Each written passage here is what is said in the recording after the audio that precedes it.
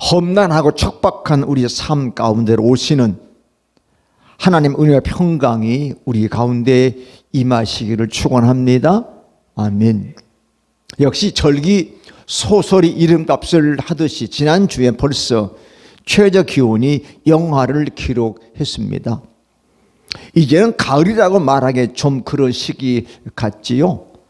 겨울이라고 해도 무방할 것입니다. 겨울이 오면 여러분들은 무엇을 기다립니까?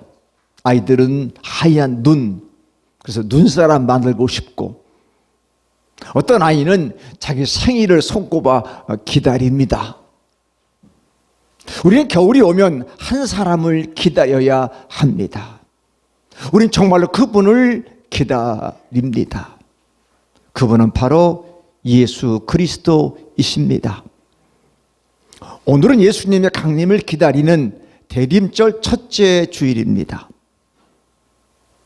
산에서 길을 잃은 사람이 저 멀리 보이는 불빛 하나에 희망을 품듯 어둠이 깊은 세상에서 자기를 바쳐 빛을 발하는 사람들이 있다면 우리 삶이 좀 고달파도 참 고맙고 든든한 일이 아닐 수 없습니다. 그 빛이 비록 미약해 보일지 몰라도 어둠은 빛이 이길 수 없음을 믿기에 더욱 그렇습니다. 지금은 기다림의 절기입니다. 지금 여러분은 무엇을 기다리고 계십니까? 따지고 보면 삶이란 기다림의 연속입니다. 어쩌면 삶 자체가 기다림인지도 모르겠습니다. 저는 목사라 주일을 기다리며 살아요.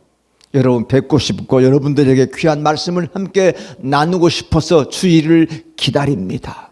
그런데 기다림이 없는 삶이란 얼마나 재미없는 삶일까요? 뭔가 기다려야 되는데.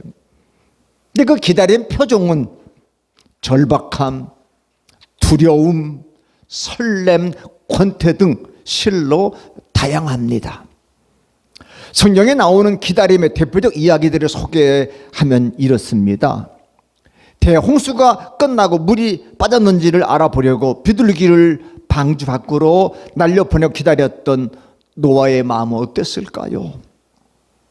우여곡절 끝에 막내 동생 베냐민을 데리고 식량을 구하러 애굽에 내려간 형들이 아직 정체를 드러내지 않은 애굽의 총리인 요셉을 기다릴 때 마음은 어땠을까요? 하나님을 만나기 위해 시내산에 올라간 지도자 모세를 기다리는 백성들의 심정은 어땠을까요? 아마도 설렘과 두려움을 동시에 느꼈을 겁니다. 욥은 지속적인 고난 속에 있는 사람들의 상황을 저물기를 기다리는 종의 심정에 빗대어 말하면서 하나님의 음성을 기다렸습니다.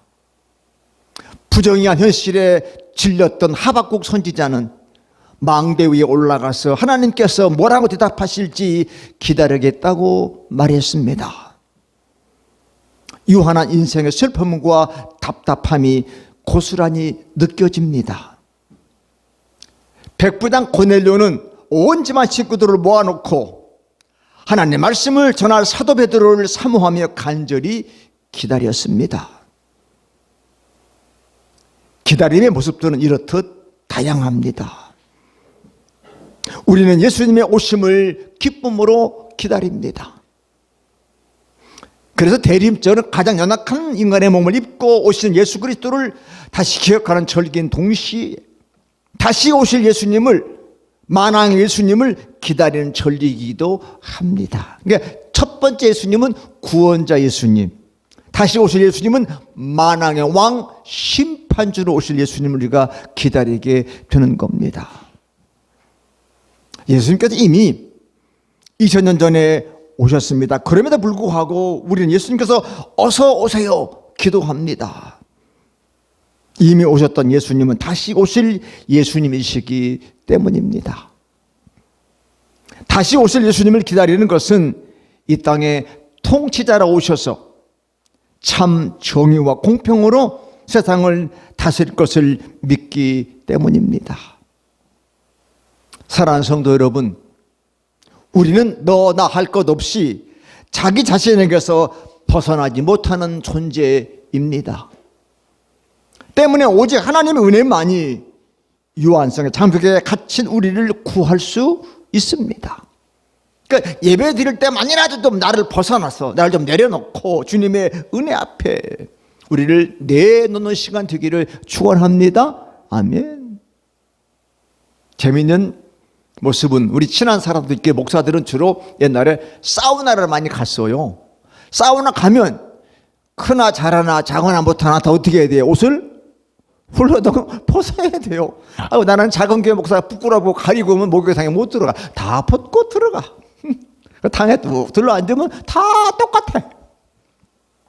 그래, 그 보면서 그래, 우리가 하나님 앞에 나가면 다 벗어놓고 적나라하게 뭘 숨겨, 뭘 가려, 하나님이 다 아시는데.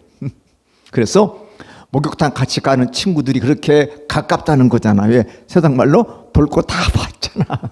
우린 제가 그렇게 깨복쟁이 친구다. 그러니까 예수님의 생명이 풍성함이 우리 속에 흘러들 때, 그래서 우리는 영원에 잇된 삶을 살 수 있는 줄로 믿습니다.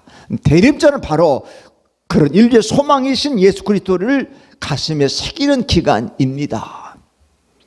어제 그제 예배당 마당에다가 크리스마스 추리를 만들고 또 창문에다가 예쁜 데코레이션을 붙이면서 주님을 가슴에 새겼습니다. 그 장식은 주님을 새기는 하나의 표현이잖아요. 예수님의 마음을 품는 그 기간입니다. 오늘 본문은 다윗 시인이 우리를 하나님의 은총의 가운데로 인도하는 거예요. 그러면 자기가 경험했던 모든 인생의 어려움들을 우리에게 소개하면서, 여러분, 다윗은 왕이기 이전에 모든 인생의 어려움을 다 겪어본 사람이에요. 자기를 죽이려고 하니까 막 도망가면서, 심지어는 침 흘리며 미친 척 하면서도 생명을 연장했던 그런 사람이 다윗입니다. 그래서 오늘 시편 31편에서 하나님을 다양한 은유로 표현하고 있어요. 피하여 숨을 수 있는 바위, 견고한 요새, 나의 피난처. 그러니까 우리 하나님의 존재 자체를 알 수 없기 때문에 우리의 경험을 이런 은유 속에 담을 수밖에 없는 것이죠. 하나님을 바위, 요새, 피난처라고 고백한 다윗의 삶이 평탄했을까요? 힘드니까, 무서우니까 바위가 되어주시고 요새가 되어주시고 피난처라고 노래하는 거지요. 그래서 쓸쓸함과 불안함 그리고 두려움이 다윗의 일상이었을 것입니다. 그렇게 보호하는 바위, 요새, 피난처라는 단어가 사용된 것이 아니겠습니까? 그래서 시인 다윗은 자기의 기막힌 상황을 가감없이 드러냈어요. 원수들이 몰래 쳐놓은 그물이 그를 위험에 빠뜨리고, 친구들조차 그를 비난하고 마치 더러운 것을 만난 것처럼 혐오스러워했고요. 친한 친구야말로 깐부 그러대요. 그런 사람조차 그를 깨진 그를 취급했어요. 사회적 연결망이 다 끊어지고 그는 고독한 새처럼 외로웠습니다. 그래서 시인 다윗은 울다 지쳐서 시력조차 잃어버리고 몸과 마음의 활력을 잃었다고 고백합니다. 한마디로 참담한 상황이에요. 사랑하는 성도 여러분, 우리들도 오늘의 세상을 살아내기가 여러 가지로 참 어렵지요? 어려워요. 그래서 세상이 그래 다 그런 거지 뭐 하고 사는 사람들도 있더라고요. 혹시 여러분 노들강변이라는 노래를 아십니까? 노들강변은 버드나무가 늘어진 강변을 연상시키시지만 실은 노량 나루터를 일컫는 말이라고 합니다. 나루터는 온갖 인생사가 뒤섞이는 곳이니 애환이 많은 곳이라 할 수 있을 것입니다.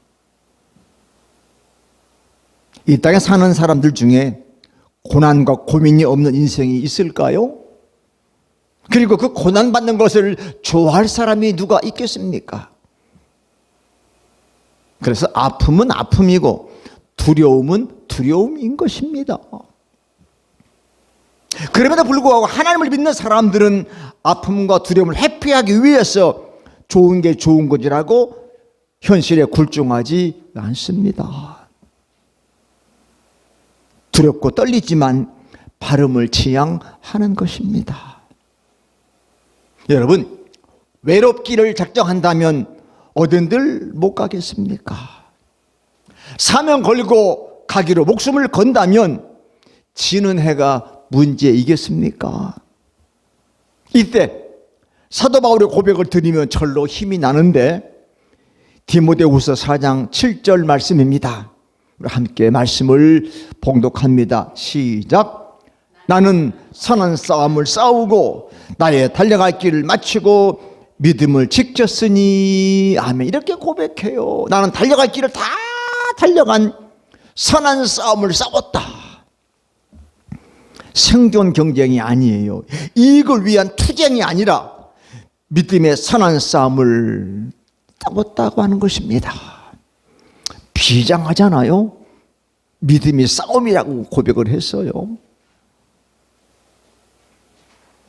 우리 보통 그런 말 하죠. 남자들이 결혼하면 너 나한테 시집 오면 손에 물 안 묻히게 해줄게.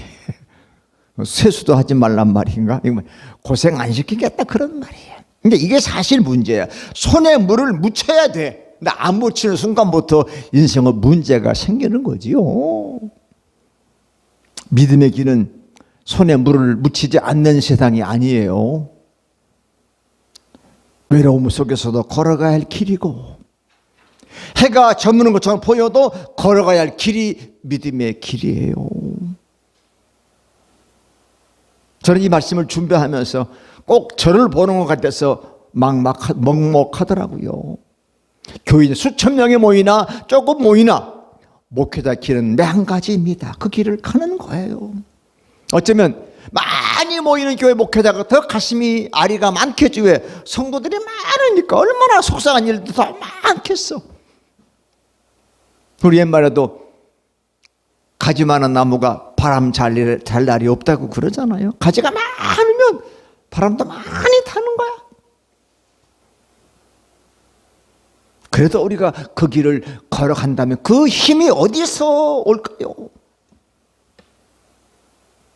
캄캄한 밤이라도 하늘에서 서로 마주 잡을 손 하나 있으면 되는 거지요. 우리의 싫은 손을 잡아줄 손이 다가오고 있다면 기다려 우리는 얼마나 기쁠까요? 이것이 바로 기다림의 기쁨입니다. 오늘 시인 다윗에게 마주 잡을 손은 하나님이십니다.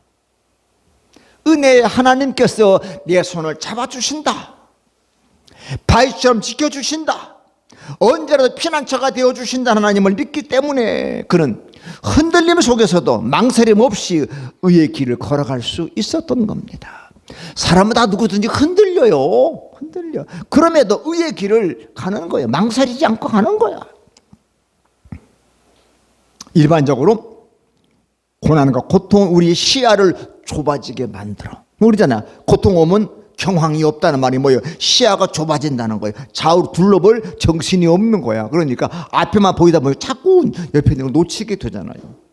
시야가 좁게 된다. 그러니까 당면한 문제에 붙들려서 도무지 다른 생각을 할 여력이 없게 된다는 거잖아요. 그래서 우리가 고난 혹은 고통 속에서도 하나님께 시선을 들어 올려야 한다는 것은 바로 그 때문이에요. 그때 고난은 더 큰 세계를 향해 열린 창문이 됩니다. 그래서 시편 다윗은 나의 도움이 어디서 올꼬? 하늘을 보는 거예요. 천지를 지으신 여호와에게서 오는구나. 할렐루야. 창문이 하늘에 열려 있다는 그런 느끼고 노래하는 거죠. 우리 잘 쓰는 말 사면초가 동서남북에 다 갇혔어. 땅도 막혔으니 어디는 뚫려 있어요? 하늘은 뚫려 있잖아요. 하늘을 보고 나의 도움이 저 하늘에서 오는구나. 그래서 시인 다윗은 하나님 한결 같은 사랑을 깊이 신뢰합니다. 하나님께서 우리가 겪는 영혼의 아픔을 잘 아시거든요. 세상 누구보다도 더 가까운 곳에서 우리를 지키십니다.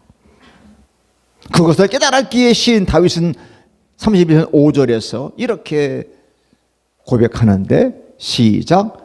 내가 나의 영을 주의 손에 부탁하나이다. 아멘. 이 말씀을 주님이 인용해서 십자가에서 내 영혼을 주께 손에 부탁합니다 고백한 시입니다. 자, 6절 하반절에는 시작. 내가 여호와를 의지하나이다 라고 고백해요. 그것을 알기에 다윗은 결연한 의지를 담아 이렇게 노래하는 거지요. 내 영혼을 주님께 부탁해. 그래서 주님을 내가 의지합니다. 사랑하는 성도 여러분, 신앙은 이처럼 보이지 않는 하나님을 깊이 신뢰하는 것입니다. 이해할 수 없다 해도 신뢰하는 것이 신앙이고 사랑입니다. 십자가 달리신 예수님께서는 하나님의 침묵을 이해할 수 없었지만 하나님께 당시 영혼을 맡기셨습니다. 이해할 수 있기에 믿는 것이 아니라 하나님의 크심 앞에 그저 엎드린 것입니다. 우리 기도할 때 다 이해 못한 하나님 그냥 앞에 하나님 혹은 아버지 하고 엎드리면 돼. 엎드리면 누가 아셔? 아버지가 다 아시는 거잖아요. 아셔. 어쨌든 너무 힘들면 뭐라고 기도하지? 기도에 말도 안 나와. 그냥 엎드리면 돼. 그냥 엎드리면 아버지. 엎드리면 주님이 오냐. 내가 너 영혼을 너의 마음을 내가 안다. 그래서 하나님께서는 하나님을 경외하는 사람에게 복을 베푸시고 주의 은밀한 곳에 숨겨주신 줄로 믿습니다. 아멘. 자, 우리 20절 말씀이 그 말씀이 20절. 다 같이 시작. 주께서 그들을 주의 은밀한 곳에서 숨기사 사람이 꾀에서 벗어나게 하시고 비밀이 장막에 감추사 말 다툼에서 면하게 하시리이다. 아멘. 은밀한 곳이 어딜까요? 물론 눈에 보이는 공간만을 말하는 것은 아닙니다. 그것 하나님께 우리 삶 가운데 나타나시 우리를 지키는 확신을 비유적으로 나타낸 말입니다. 때문에 하나님을 거처로 삼는 사람이 바로 믿음의 사람입니다. 이 사람들은 그를 통해 하나님의 현존이 세상에 드러나기를 애쓰고 노력합니다. 이것이 바로 세상의 빛과 소금이 되는 일이에요. 그렇게 하려면 내가 먼저 하나님을 거처로 삼아야 해. 그 안에서 보호받고 있다는 확신이 들 때 우린 비로소 무기력과 우울을 떨쳐버리고 일어나 하나님의 일을 할 수 있습니다. 하나님께서는 오늘 본문은 말다툼인데 다른 번역은 거짓말을 지어 헐뜯는 무리로부터 하나님을 경외한 사람들 지켜주신다. 헐뜯는 사람들은 여전히 헐뜯겠지만 경외하는 사람들은 그들의 말에 영향을 받지 않습니다. 요즘에 하도들 여러분들이 그 매스미디어에만 쓰니까 악플. 이 참 요즘에 언어가 이렇게 악플 뭐 이렇게 짬뽕 악플에 시달리는 이들 보면 안타깝지요. 물론 사람 평가를 덤덤히 받아들이기가 쉽지는 않아요. 누구든지 자기 쓴 글에다가 나쁜 말로 댓글을 달면 마음이 불편하지요. 불편하잖아요. 친구한테 오랜만에 문자 보내는데 문자 답이 좀 이상하게 오면 마음이 괜히 이거 나 문자문에 욕먹네 이렇게 되잖아요. 누구든 다 그래.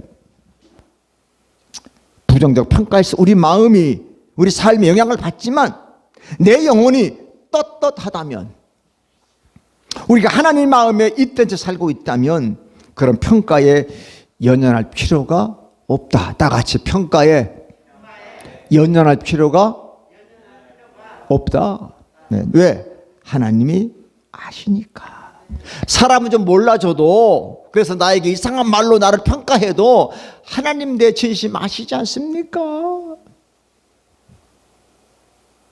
여러분 세상은요 욕을 먹는데 도리어 축복하고 비방을 하는데 좋은 말로 응답하는 사람 세상에서 쓰레기 취급을 받으면서도 당당한 사람을 당해낼 수가 없어요. 없어요. 저는 한국교회 작은 교회 목사지만 뭐 지방이나 총회 가면 저는 지지 않아요. 저는 당당합니다. 그래서 저보고 아우 전경재 목사 나 당해낼 수가 없어.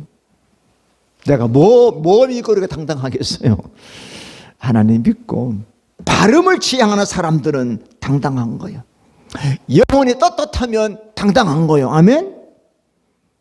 우리 믿음도 그런 자리까지 이르러야 할 줄로 믿습니다. 다 같이 갈 길이 멀지만 지레 포기하지 말자. 아멘. 아멘. 120세까지 산대. 지금은 100세 시대. 그럼 아직도 120세 와 60년을 더 살아야 돼. 이야 어떻게 살지 미리 포기하지 말아요. 하루하루 당당히 멋지게 살면 우리 가는 거예요. 지나가 보면요 20년 잠깐이죠. 잠깐이야. 나 강단원님 처음 만나가지고 신림동에서 차 마시고 엊그제 같은데 벌써 30년 됐어요. 금방이야 금방. 저 밑에 교회에서 밑에 장로에서 일하실 때 자주 만나. 그때가 벌써 27, 8년 전이에요. 엊그저께 만난 것 같죠? 엊그저께 만난 것 같아. 근데 앞으로 잠깐만 앞으로 20년 그것도 잠깐이구만. 그죠? 지난 거 보면 잠깐인데 앞으로는 이거 어떻게 살지 아냐. 지레 겁낼 거 없어. 살다 보면 그렇게 사는 거야. 온갖 비방과 혐오와 협잡에도 시달리면서 다윗이 끝내 자기를 지켜주셨다는 것은 의로우신 하나님, 사랑하는 하나님을 믿었기 때문에. 그래서 이렇게 노래하는데, 자 21절 말씀 시작. 여호와를 찬송할지어다. 견고한 성에서 그의 놀라운 사랑을 내게 보였음이로다. 아멘. 하나님의 사랑을 내가 바꿔보니 내가 찬송할 수밖에 없고 견고한 성에 내가 머무를 수밖에 없는 거다. 그런데 그 다음 절 보면 조금 머리가 좀 헷갈려. 사람이 껴와 말다툼에 시달리다가 들은 소문인데, 자 22절 상반절을 보니까 시작. 내가 놀라서 말하기를 주의 목전에서 끊어졌다 하였사오나. 쉽게 말하면 내가 주의 눈밖에 났다. 야 너 다윗 주님 눈밖에 났어. 이런 소문이 나는 거예요. 기가 막히잖아. 주님의 사랑으로 힘얻어 사는데 내가 주님 눈밖에 났다고?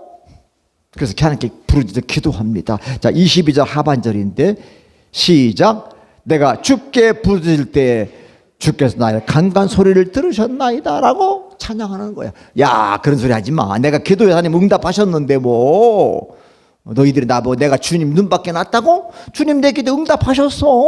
노래하는 거야.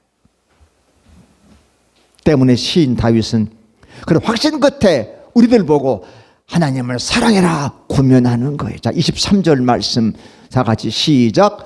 너희 모든 성도들아 여호와를 사랑하라. 여호와께서 진실한 자를 보호하시고 교만하게 향하는 자에게 엄중히 갚으시느니라. 아멘. 이걸 믿기 때문에 당당한 거예요. 하나님을 사랑하면 돼. 진실한 자 보호하셔. 교만한 사람은 하나님 엄중히 갚으시거든. 이거 믿기 때문에 내가 갚으려고 하지 않아. 하나님이 갚으시겠지. 나는 하나님을 사랑하고 진실이 살기만 하면 된다. 그러면 우리는 맡기신 일을 주님이 이루실 때까지 우리 지키신 하나님을 깊이 신뢰하고 사랑할 때 우리를 에워싸고 있었던 음습한 어둠과 절망은 쓰러질 것인데요. 24절이 앞권인데, 자 오늘 우리 요절로 읽었죠. 시작. 여호와를 바라는 너희들아 강하고 담대하라 하는데 표준 세번역이 더 다가오는데 밑에 절 시작. 주님을 기다리는 사람들아 힘을 내어라 용기를 내어라. 아멘. 할렐루야. 대립 첫째 줄에 키워드잖아. 주님을 기다리는 여러분들이여 힘을 내시고 용기를 내십시오. 그 오늘 설교 제목이 담대하게 기다리기. 주님이 기다릴 거면 담대하게 용기 내고 기다리자. 우리 옛날 우리 선배들 우리들은 참 잘 기다렸지요. 그래서 슬로우 푸드 곰삭기까지. 요즘 애들은 못 기다려. 그래서 빨리 먹었다. 패스트 푸드. 그것도 요즘은 자동차 타고 지나가면 창문 넘어 주는 게 있다며요. 야, 얼마나 빨리 자동차 타고 자동차 안에 앉아서 창문 열고 받아. 그리고 가. 이야, 이런 시대가 지금은 되었어. 요즘 애들은 못 기다리는 거야. 기다려. 그러면 어이구, 나 죽이지. 죽는 게 낫지. 기다리라고? 못 기다리는 거야. 못 기다리는 거야. 못 기다리는 거야. 기다리는 거야. 기다려. 하나님의 임재, 하나님의 진리, 하나님의 생명의 풍성함을 기다린다면 현실이 어떠하든지 낙심하지 말고 담대하게 기다립시다. 아멘. 어떤 분은 제 설교 동영상 보고 그래요. 목사님 맨날 손자 주원이 얘기하는, 우리 주원이 이름을 다 알아. 주원이 얘기 하도 했어. 근데 주원이가 또 기다려. 뭘 기다려? 할아버지, 제 생일이요. 한 달도 안 남았어요. 세상 말로 더럽게 기다려. 12월 21일이야. 그 주가 성탄절이라. 왜 기다릴까?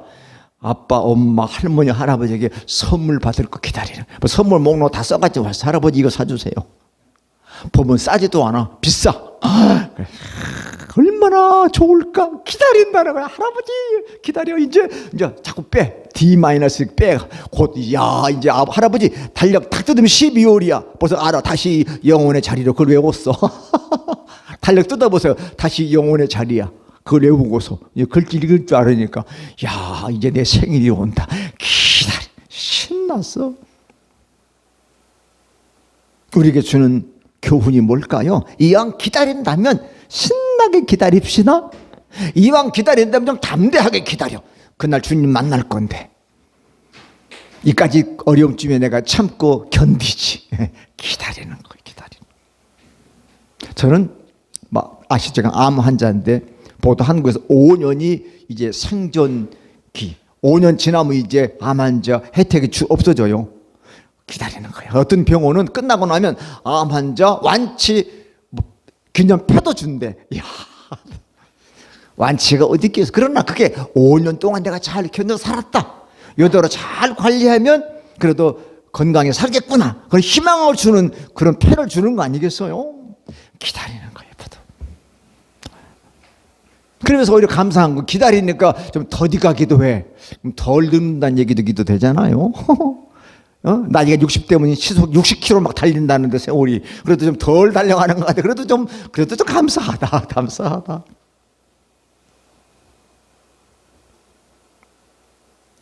코로나로 잔뜩 웅크리고 일상을 기다리고 있었는데 결국은 함께 코로나와 같이 가자 그러잖아요. 그런데 연일 확진자가 3,000명, 4,000명을 넘어가고 위중증 환자들이 막 늘어간다고 우리가 공포 속에 있는데도 어쩔 수 없이 이런 세상 속에 살게 돼요.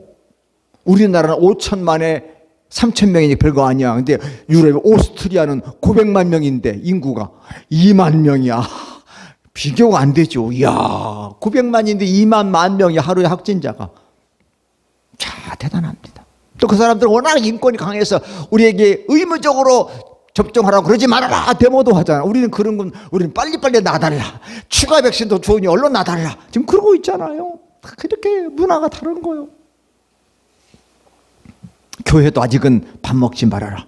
난 늘 얘기하지만 밖에서는 먹어 10명이 서울은. 근데 교회에서는 2명도 못 먹으면 안 돼. 이게 무슨 정책인지 모르겠어서 교인들은 요즘 나가서 교회 옆에 식당에서 밥을 먹고 그리고 오후 예배 드린대. 흩어져가지고. 우리도 그랬으면 좋겠는데 아직도 먹는다는 게 좀 두려워서 그러고 있습니다.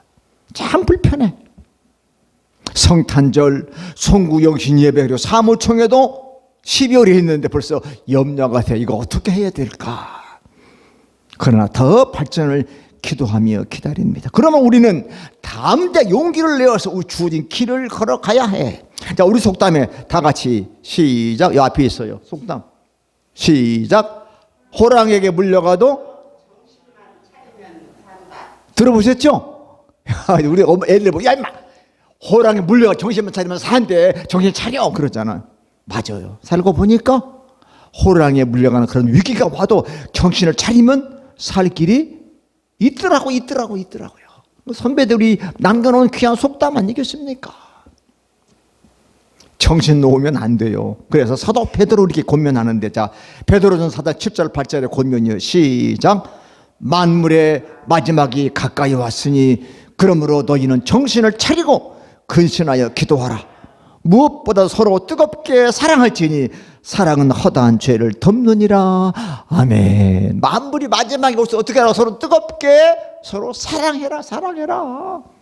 그리고 다 같이 기도하며 사랑합시다. 기도하면 사랑하게 돼. 기도하면 용서하게 돼. 그러니까 사랑할 수밖에. 기도하면 허다한 죄를 덮는 사랑과 이 사랑이 풍성해지더라. 그러므로 예수 그리스도를 담대하게 기다리는 사람들은 주변에 사랑의 빛을 뿌리며 삽시다. 아멘. 오늘 강 집사님 불편하신데도 예배드리러 오셨어. 저한테 사랑의 빛이야. 아멘. 그랬더니 감상금의 내용이 오늘 설교 제목과 설교 내용하고 같은 게 많아. 야, 우리가 영적으로 통했구나. 제가 전번에 가가지고 기도해 드려서 마음이 그렇게 또 그러셨나? 주위 사람들에게 따뜻한 미소와 다정한 말, 친절한 손길을 건넵시다. 아멘. 요즘은 이렇게 못해도 이렇게 하는 이것도 참 정답아. 이것도 좋지만 이것도 정답더라고. 특히 홀로 버려진 듯 외롭고 쓸쓸한 사람들에게 한 걸음이나 더 다가섭시다. 지금 울고 있는 사람들 곁에 다가서 그들의 설당과 비빌 언덕이 되어 줍시다. 비빌 언덕 참 좋아.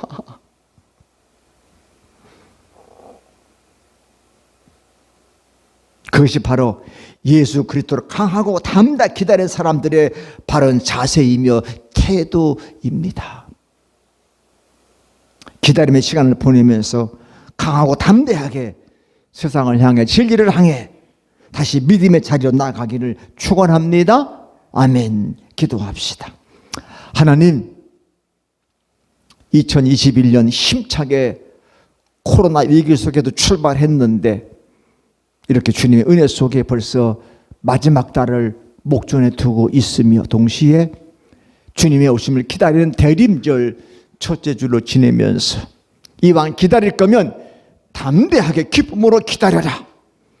말씀으로 용기 주시니 감사합니다. 만물의 마지막이 가까웠으니 서로 뜨겁게 사랑해라. 기도하면 사랑할 수 있느니라. 사랑은 허다한 죄를 덮는다.